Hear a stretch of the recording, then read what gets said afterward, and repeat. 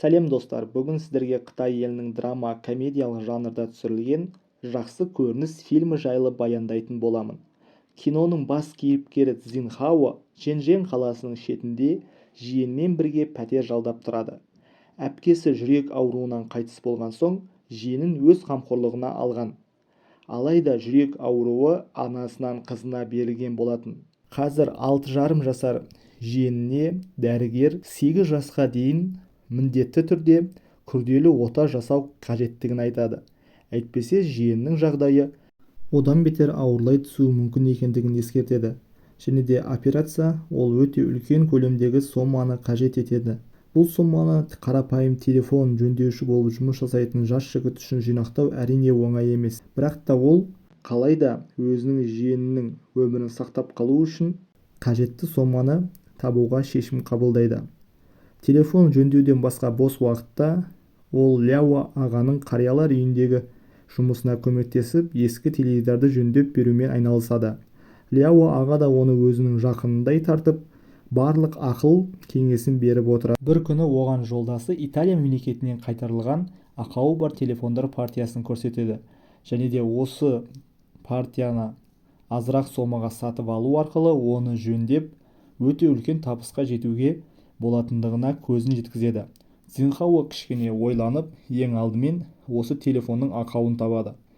Және де экран конденсаторындағы ақауды жөндеуді тапқаннан кейін телефонды сатып алатын сатушылармен келіседі.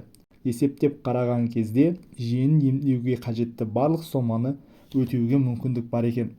Алайда жаңадан қабылданған заңның кесірінен телефон сатып алушылар ауызша жасалған өзара келісімнен бас тартады. Амалсыз жағдайда қалған Цзинхао телефон компаниясында жұмыс істейтін Ли мырзамен жолығып, оған телефон бөлшектері бойынша тізбек жасауды ұсынады. Жас жігітке сенімсіздікпен қараған Ли мырза, егер де оның телефон бөлшектері сапа бойынша бақылаудан өтетін болса, оның ұсынысы жайлы ойланып көретінін айтады.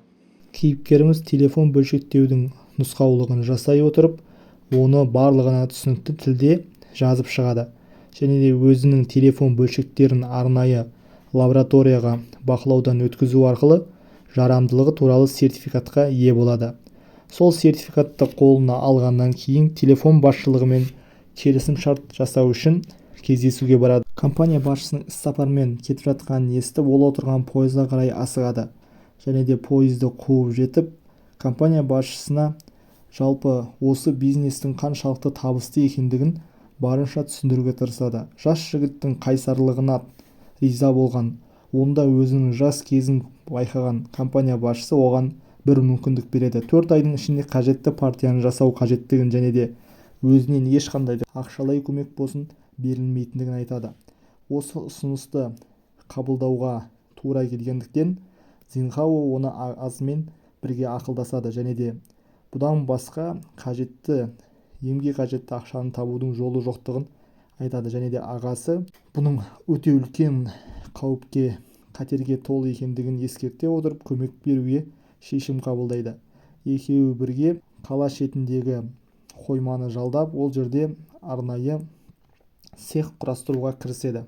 Жұмысшыларға көп ақша төлей алмағандықтан олар ең арзан жұмысшыларды табады. Олардың қатарында алдыңғы істеген зауытында құлағына зақым тигізіп, есту қабілеті нашарлаған әйел, кезінде бокспен айналысып, кейіннен түрмеге қамалып шыққан кісі, ойын клубтарында уақытын өткізетін адамдар мен қариялар үйінің тұрғындары болды.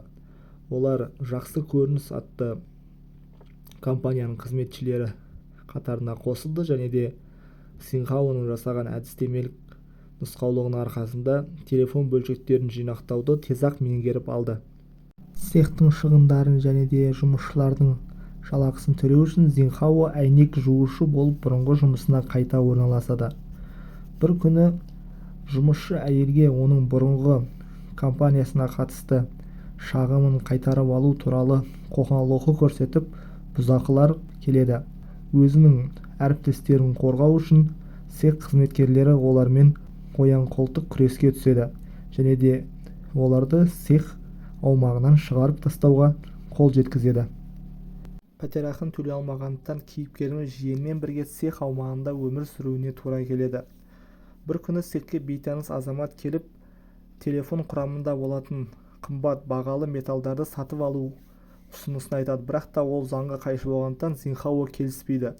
Цзиньхаоның келіспегеніне қарамастан бейтаныс адам түнделетіп келіп телефондарды алып кетуге тырысады. Жанталасқан айқасқа түскен Цзиньхао өзінің телефондарын сақтап қалады, бірақ та айқаста өзінің екі саусағын сындырып жарақат алады.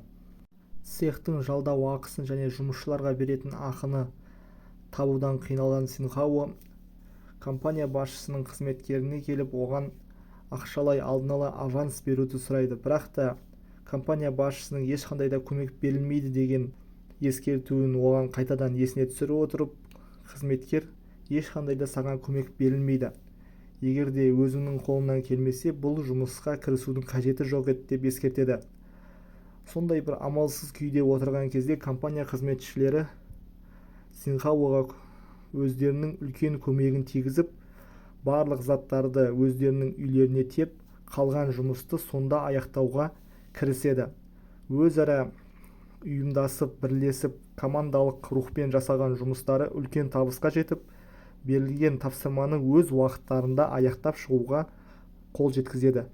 Кейіпкеріміздің табандылығына, жауапкершілігіне, цех қызметкерлерінің ұйымшылдығына, өзара бауырмалдығына, еңбекқорлығына риза болған компания басшысы олармен ұзақ мерзімді келісімшартқа қол қояды. Осыған барлығы өте үлкен қуанышқа бөленеді және де қолдарына жасалған еңбектеріне байланысты ақысын алады. Осындай қиын сәттерді бірге өткеріп, бір-біріне қолдау білдірген олар тек қана әріптес қана емес, өзара жақын туыстай болып кетеді. Цзиньхао көп ұзатпай жиеніне операция жасатып, ол операция өте сәтті аяқталады.